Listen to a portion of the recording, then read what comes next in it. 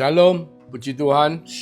Kita akan masuk dalam renungan pada hari Kamis ini. Mari kita sebelumnya satukan hati, kita mau berdoa terlebih dahulu. Tuhan Yesus, berkati kami dengan hikmat yang daripadamu, karena kami tahu kami butuh hikmat-Mu, kami butuh tuntunan pimpinan-Mu, supaya firman itu boleh menjadi bagian dari kehidupan kami, Tuhan. Tuhan, buat kami menjadi pelaku-pelaku daripada firman-Mu. Roh Kudus urapi setiap daripada kami. Di dalam nama Yesus kami mengucap syukur, kami berdoa. Haleluya. Amin. Puji Tuhan, tentunya hari-hari ini kita semua sangat prihatin ya dengan apa yang terjadi, peperangan di Timur Tengah di mana Iran diserang oleh Israel dan Amerika, dan itu berkelanjutan ya mulai dari tanggal 28 Februari 2026 sampai hari ini masih berlanjut, sudah menginjak hari yang hampir ke mungkin 2 minggu ya, belum 2 minggu, 10 harian.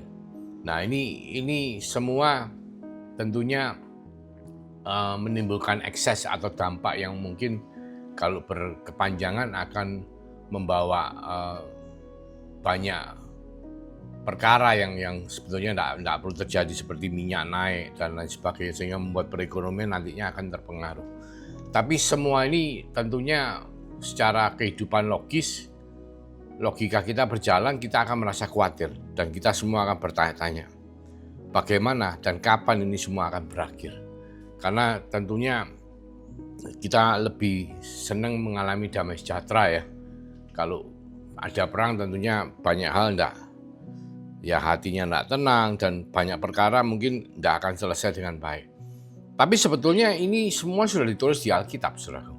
Kita kalau mau teliti ya, kita baca di Yeremia 49 mulai ayat 34. Perikopnya mengenai Elam. Elam itu ya Persia, Iran sekarang ini. Dikatakan seperti ini, saudaraku.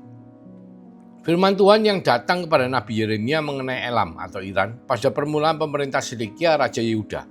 Beginilah firman Tuhan semesta alam, sesungguhnya aku mematahkan busur Elam, yakni inti kekuatannya. Aku akan mendatangkan atas Elam keempat angin dari keempat penjuru langit dan akan menyerahkan mereka ke segala mata angin ini sehingga tidak ada bangsa yang tidak berdatangan orang-orang dari perserahkan dari Elam. Nah ini sesuatu yang penting ya, busur. Busur itu kan kalau zaman dulu orang perang pakai panah ya, busur. Terus dia memanah-manah. Nah hari ini yang kita tahu, Iran ini nyerang pakai misil, pakai roket, pakai drone ya. Bukan cuma Israel saja yang diserang atau Amerika, tapi semua negara-negara tetangganya diserang. Jadi menimbulkan kekacauan luar biasa. Di sekitaran Timur Tengah, Bahrain, Kuwait, United Arab Emirates, Dubai, Abu Dhabi juga diserang. Lalu Irak, Baghdad barusan saya dengar diserang.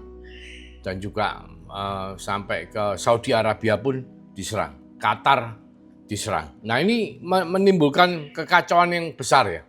Jadi mereka semua marah kepada Iran dan ini membuat banyak hal terjadi, seperti minyak tidak boleh keluar dari Selat Hormuz ya. Selat Hormuz itu satu-satunya pintu keluar dari seluruh negara Arab yang produksi minyak di daerah Teluk situ.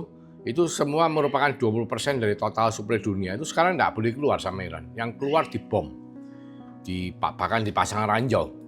Ini menyebabkan harga minyak naik sampai 120, sempat 120 US per barrel, turun lagi 112-an, terus karena Amerika mengumumkan, Donald Trump mengumumkan bahwa ini akan segera berakhir, turun lagi kembali di bawah 100, sekitar 80-an sampai 90 dolar per barrel. Dan ini kalau berkelanjutan, saudaraku, akan membawa dampak bahwa perekonomian akan menjadi lebih sulit ya, bahkan dikatakan bisa resesi, karena sebetulnya tanpa itu pun banyak negara di dunia ini sedang tidak baik-baik saja perekonomiannya. Jadi mereka juga mengalami kontraksi, mengalami slowing down dan lain sebagainya. Dan ini harus segera teratasi. Nah, di sini dikatakan senjatanya Iran atau busurnya itu akan dipatahkan. Inti kekuatannya dihancurkan, bahkan dari segala keempat angin, 4 penjuru. 4 penjuru berarti bukan cuma Israel nanti yang akan menyerang Iran. Ini bahkan negara-negara tetangganya pun tidak terima kalau diserang. Mereka akan membalas sampai dipatahkan busurnya. Jadi senjatanya dihabiskan. Dikatakan sekarang Angkatan Laut, Angkatan Udara produknya semua sudah habis, bahkan mesin-mesinnya 80-90% katakan sudah habis. Tapi mereka tetap menyerang, membalas ya, hari-hari ini masih tetap membalas. Ayat 37 dikatakan, aku akan membuat Elam terkejut di depan para musuhnya dan di depan orang-orang yang berusaha mencabut nyawanya. Aku akan mendatangkan atasnya malapetaka, yakni murkaku yang menyala-nyala. Demikianlah firman Tuhan. Aku akan menyuruh pedang mengejar mereka sampai mereka aku habiskan. Aku akan menaruh tataku di Elam dan aku akan membinasakan dari sana raja dan pemuka-pemuka. Demikianlah firman Tuhan. Tapi di kemudian hari aku akan memulihkan keadaan Elam. Demikianlah firman Tuhan. Jadi Alkitab mencatat bahwa Iran ini akan dihabiskan. Rejim yang sekarang bertahta ini akan dihabiskan. Sampai Tuhan yang bertahta di Iran. Baru setelah itu semua akan dipulihkan. Nah itu kita akan lihat proses ini sedang berjalan dan akan menuju seperti apa yang Alkitab katakan. Dan berapa lama? Ya kita berharap bisa sesegera mungkin, tapi kita pantau saja perkembangannya. Dan kita tidak usah khawatir, karena apa? Karena segala sesuatu yang menggenapi firman Tuhan, itu semua akan terjadi. Kita tidak bisa menolak. Dan kekhawatiran apapun tidak akan menambah apapun dalam kehidupan kita. Itu malah akan bikin kita stres. Lebih baik kita berdoa agar supaya tetap semuanya berjalan seperti firman Tuhan dan semuanya segera terselesaikan dengan cepat. Nah, kita perlu untuk mengerti hal-hal ini karena apa? Semuanya sudah ditulis di Alkitab. Nah, satu lagi yang berkaitan dengan terjadinya perang. Dulu mungkin waktu COVID terjadi kita mikir, kita melihat Alkitab, ayat di Alkitab di Wahyu, kita merasa wah ini sudah masuk ke meterai ketiga, di mana meterai ketiga itu mengatakan bahwa akan terjadi kelaparan ya, atau perekonomiannya tidak bagus. Nah, kita akan masuk ke dalam kitab Wahyu untuk kita bisa membahas secara detail apa yang terjadi. Jadi kalau kita lihat Wahyu mulai ke-6 ya, dikatakan perikopnya ke-6 meterai pertama dibuka. Dikatakan, saya mulai dengan meterai kedua ya. Meterai kedua itu di ayat 3. Dan ketika anak domba itu membuka meterai kedua, aku mendengar makhluk yang kedua berkata, mari. Dan majulah seekor kuda lain, seekor kuda merah padam, dan orang yang menungganginya dikaruniakan kuasa untuk mengambil damai sejahtera dari atas bumi, sehingga mereka saling membunuh, dan kepadanya dikaruniakan sebilah pedang yang besar.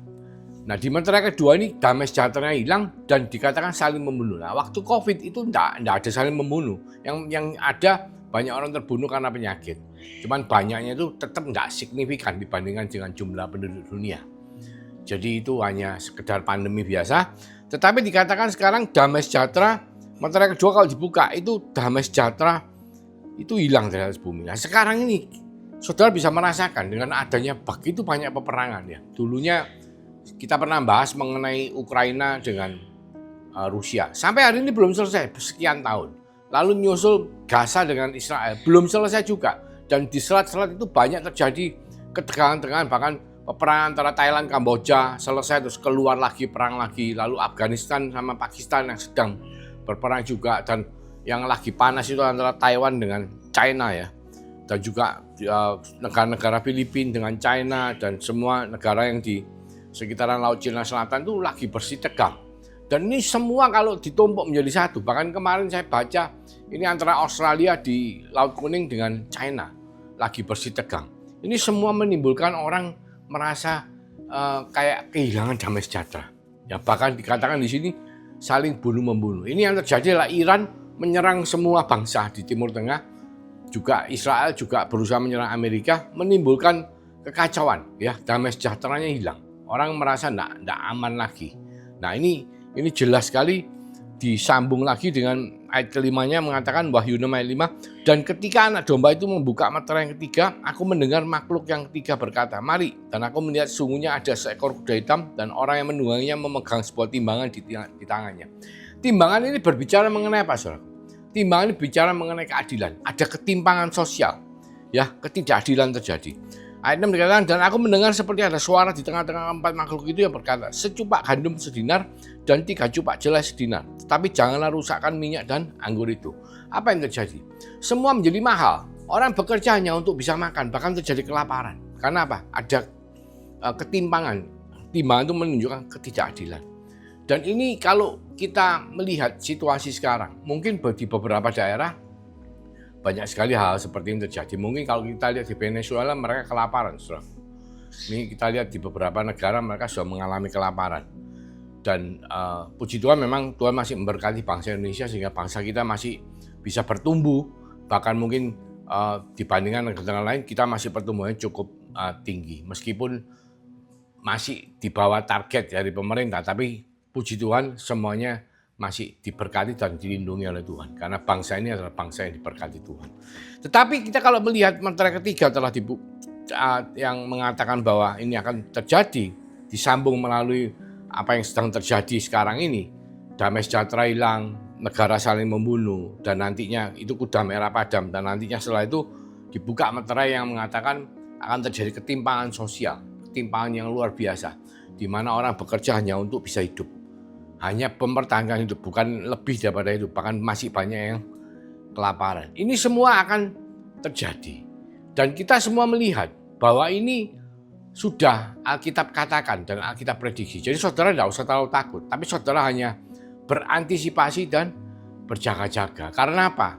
Karena sebetulnya dalam situasi seperti ini, Tuhan mengingatkan setiap daripada kita bahwa kita tuh akan lebih butuh dengan hadirat Tuhan, akan lebih butuh dengan ibadah kita, dengan spiritual relationship kita ya, hubungan spiritual kita, rohani kita dengan Tuhan.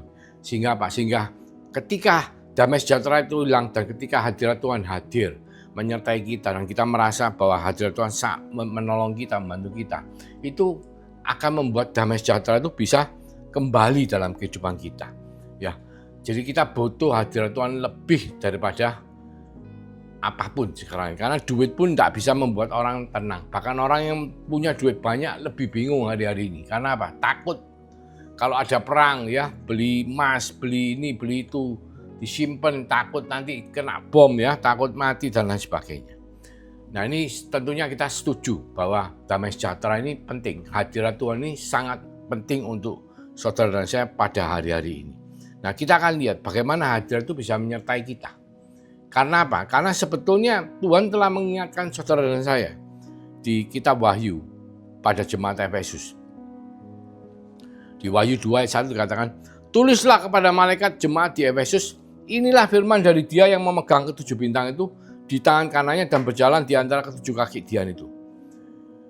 Aku tahu segala pekerjaanmu, ayat 2, baik jeripayamu maupun ketekunanmu. Aku tahu bahwa engkau tidak dapat sabar terhadap orang-orang jahat, bahwa engkau telah mencobai mereka yang menyebut dirinya rasul. Tapi yang sebenarnya tidak demikian. Ya, bahwa engkau telah mendapati mereka pendusta. Jadi jemaat Efesus ini tekun ya, terus pelayanan luar biasa, terus mereka juga bisa melihat pengajar sesat ya. Ya, ajaran sesat, bahkan mereka bisa melawan mereka ya. Terus ayat 3 mengatakan, dan engkau tetap sabar dan menderita oleh karena namaku. Dan engkau tidak mengenal lelah. Namun demikian aku mencela engkau karena engkau telah meninggalkan kasihmu yang semula. Jadi Tuhan itu memuji pertama lalu mencela. Kamu kok menghilangkan kasih mula-mulamu. Keluar dari situ. Ayat 5 karena sebab itu ingatlah betapa dalamnya engkau telah jatuh. Bertobatlah dan lakukan lagi apa yang semula engkau lakukan. Jika tidak demikian, aku akan datang padamu dan aku akan mengambil kaki diamu dari tempatnya. Jikalau engkau tidak bertobat. Jadi ini Tuhan mengingatkan saudara dan saya pada waktu ini di jemaat di Efesus. Efesus itu jemaat yang gimana? Efesus itu jemaat di kota besar. Saudara. Itu dia punya stadion. Zamannya itu punya stadion itu ukurannya 25.000 orang. Saudara tahu stadion teater 25.000 orang itu tidak main-main. Saudara. Hari ini Surabaya pun mungkin ya Gelora Tambak Sari itu paling 10.000. Jadi 25.000 itu sangat besar. Berarti apa? Efesus itu kota yang besar sekali. Di situ banyak sekali terjadi sinkretisme atau orang yang percaya beberapa agama sekaligus. Jadi misalnya kalau minggu ke gereja, kalau mungkin hari-hari lainnya pergi ke lenteng dan melakukan ibadah mereka. Dan ini Tuhan tidak berkenan. Karena apa? Itu yang dilakukan oleh pengikut Nikolaus, ya dikatakan di ayat 6. Tapi ini yang ada padamu yaitu engkau membenci segala perbuatan pengikut-pengikut Nikolaus yang juga kau benci. Siapa bertelinga hendaklah mendengarkan apa yang dikatakan Roh kepada jemaat-jemaat. Barang siapa dia menang, dia akan kuberi makan dari pohon kehidupan yang ada di taman Firdaus Allah. Jadi jemaat di Efesus itu bisa membedakan ajaran sesat, tidak mau ikut sinkretisme. Sedangkan kita tahu hari-hari ini unsur-unsur dunia, kehidupan dunia itu begitu masuk ke dalam jemaat-jemaat Tuhan. Sehingga jemaat-jemaat Tuhan itu cenderung mengadakan kayak ikut Tuhan ya juga ikut budaya-budaya kehidupan sehari-hari. Sehingga apa? Terjadilah sinkretisme. Tetapi untuk jemaat di Efesus dikatakan mereka itu mengerti dan tidak mau ikut sinkretisme, tetapi mereka kehilangan kasih mula-mula. Kenapa? Karena mereka mengerti firman, mungkin mereka mengerti kebenaran. Jadi mereka betul-betul strict, istilahnya orang itu taat, patuh terhadap hukum ya. Tetapi mereka kehilangan kasih.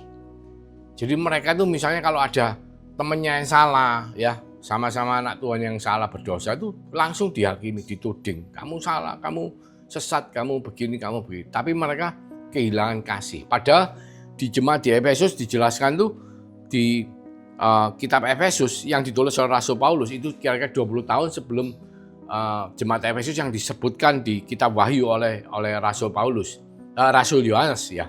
Kitab Wahyu ditulis oleh Rasul Yohanes, kitab Efesus ditulis oleh Rasul Paulus. Itu 20 tahun kemudian.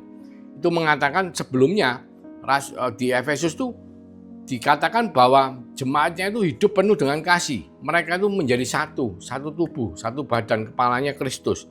Dan mereka diajarkan bagaimana mereka harus hidup dengan berakar di dalam kasih dan mengenal Tuhan Yesus Kristus. Sehingga hubungan suami dan istri pun dijelaskan secara detail. Suami dan istri itu seperti hubungan Kristus dengan jemaat ya. Dan berarti apa? Berarti kita nanti semua dipersiapkan menjadi mempelai Kristus. Nah, kalau kita itu digambarkan seperti hubungan seperti suami istri antara Kristus dengan jemaat, berarti apa? Hubungan kita ini hubungan kasih, saudara. Hubungan yang penuh dengan cinta kasih, hubungan kita dengan Tuhan. Karena dengan itu maka kita itu bisa merefleksikan kasih dari Tuhan itu kepada yang lainnya. Karena tanpa kita mengalami hubungan kasih dengan Tuhan, manusia itu pada dasarnya tidak punya kasih. Saudara tahu bulan itu tidak punya sinar. Kenapa? Tapi kok kadang-kadang bisa bersinar? Iya, kadang-kadang bulan purnama sinarnya full. Karena apa? Pada waktu itu posisi bulan itu langsung merefleksikan sinar yang dari matahari. Full. Kadang-kadang dengan perputaran rotasi bumi dan tata surya itu nanti dia bersembunyi. Dia ketutupan sehingga apa? Bulannya tidak kelihatan. Dari bulan sabit, setengah bulan sabit, akhirnya tidak. Karena ketutupan. Sinarnya enggak, karena aslinya bulan itu tidak punya sinar. Nah, saudara dan saya, kita itu tidak punya kasih.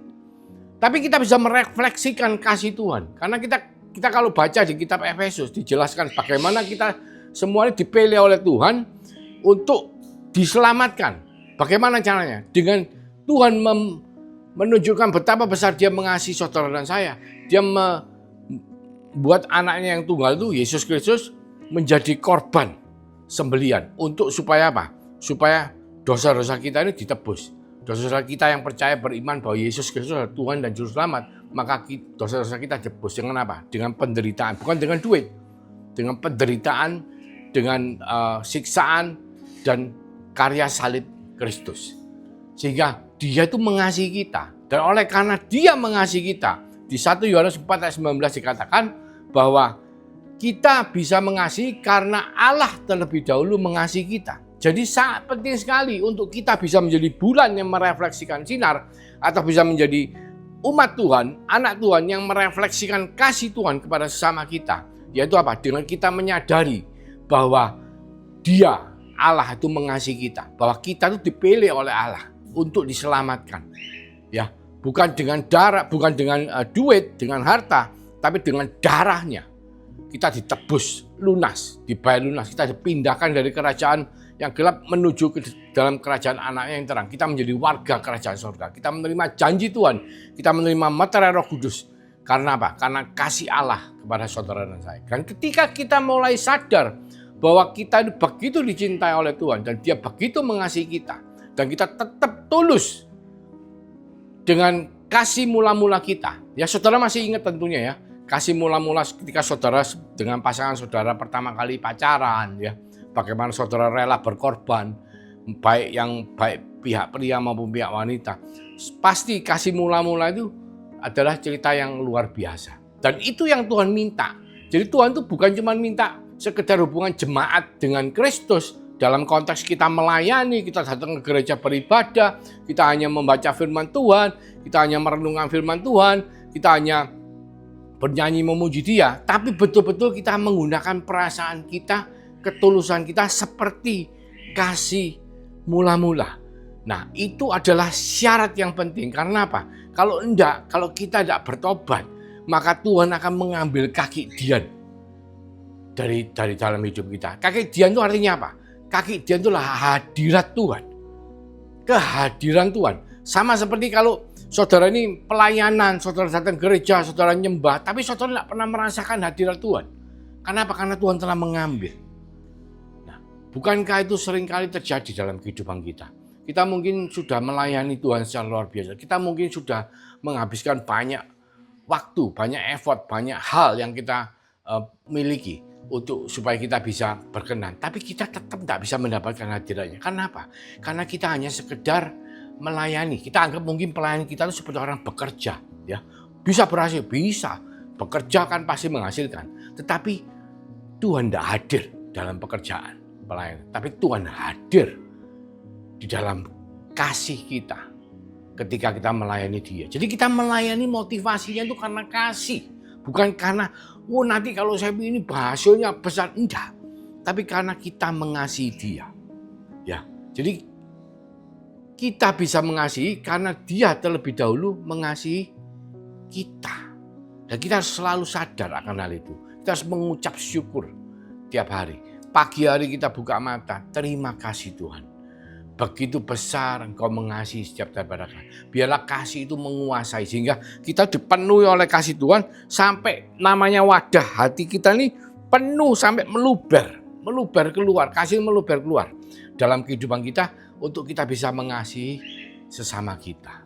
Nah, di situ maka hadirat Tuhan akan hadir untuk menyertai kita semua. Dan kita kan kalau kita mendengar, ya, roh kita mendengar, telinga kita mendengar apa yang menjadi perintah Tuhan, maka Dia akan memberi kita makan dari pohon kehidupan.